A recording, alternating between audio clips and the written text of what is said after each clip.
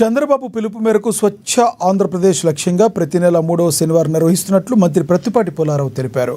పల్నాడు జిల్లా చిలుకలూరిపేట సాధనలో ప్రజల భాగస్వామ్యం ఎంతో ఆవశ్యకమని ఆయన చెప్పారు.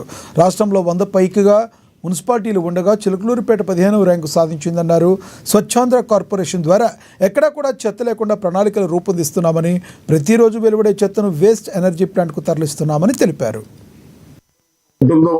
చిలకలూరిపేట పట్టణం ఈగలు దోమలు కూడా తగ్గిపోయేటువంటి పరిస్థితి ఉంటుంది. అదే విధంగా కలుషితం లేకుండా ఉంటుంది. ఆ విధంగా రావాలి అంటే ప్రజల భాగస్వామ్యం. చంద్రబాబు నాయుడు గారి పిలుపు మేరకు ప్రజలు కూడా స్వచ్ఛ చిలకలూరిపేటలో భాగస్వాములు కావాలి.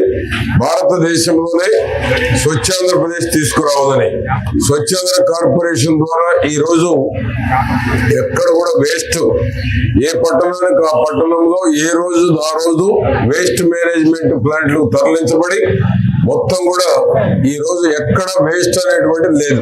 గతంలో డంప్ యార్డులు ఉండే డంప్ యార్డులు కూడా ఈ రోజు పూర్తిగా లిఫ్ట్ చేసి డంప్ యార్డులు కూడా పార్కులుగా తయారు చేయబోతా ఉన్నాం.